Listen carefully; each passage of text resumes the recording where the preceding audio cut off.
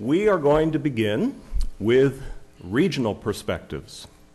If you happen to listen to NPR this morning, you would have been reminded of the way in which the region's politics and conflicts are connected. There was an interview with a former Iraqi parliamentarian who was talking about the influence brought to bear on Iraqi politics of Syria, Saudi Arabia, Turkey, and Iran. None of the region's conflicts take place in isolation. They are all interconnected.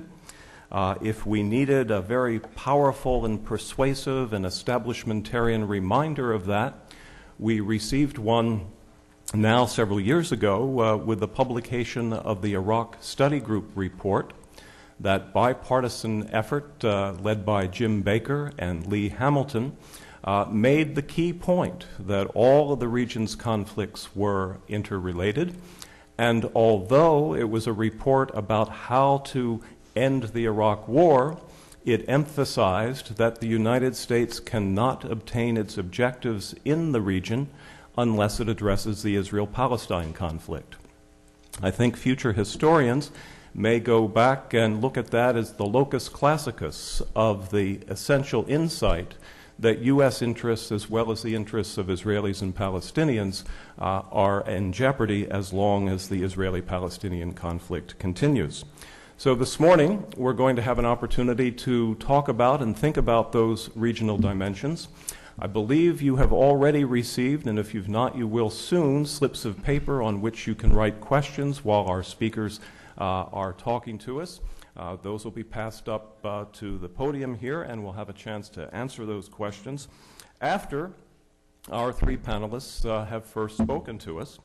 And I will introduce all three of them briefly now, and then we'll just go to their presentations.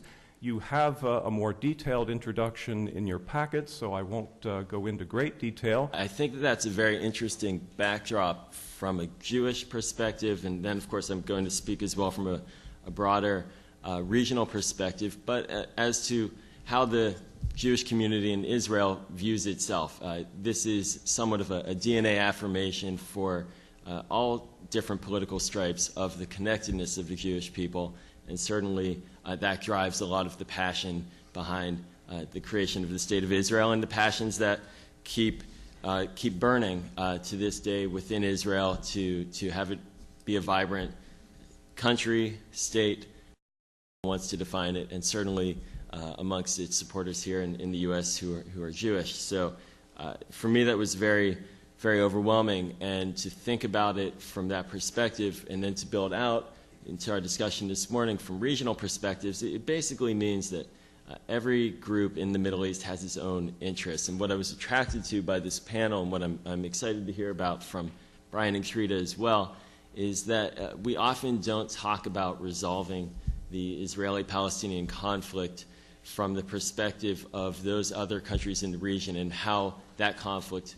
matters to them and plays to their internal politics and their internal security interests. And I think that that's part of the challenge for us this morning, is to talk about the regional implications for Middle East peace and have a different perspective on it, not just what is the benefit of Israel and Palestine becoming at peace with one another to Egypt or to Saudi Arabia in my task, but also from a Saudi perspective and from an Egyptian perspective, what are the domestic interests at play driving or preventing support for peacemaking? What are their national security interests at stake?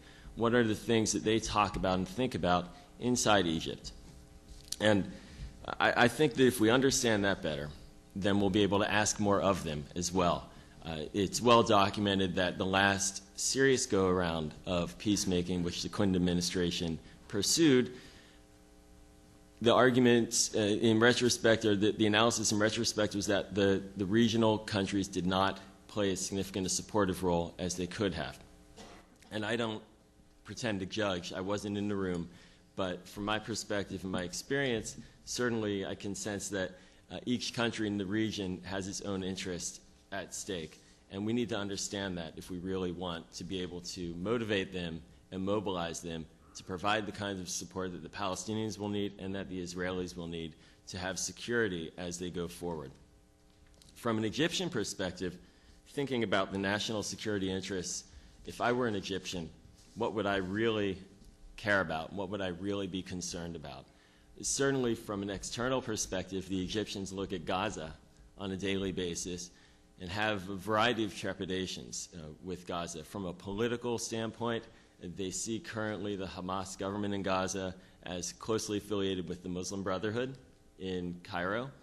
There are parliamentary elections coming up this fall in 2010 in Egypt that will have a significant impact on the political landscape in Egypt. In the last election set 4 years ago, 2006, confusing my numbers this morning, 4 years ago, about a quarter of the parliamentarians elected were affiliated with the Muslim Brotherhood.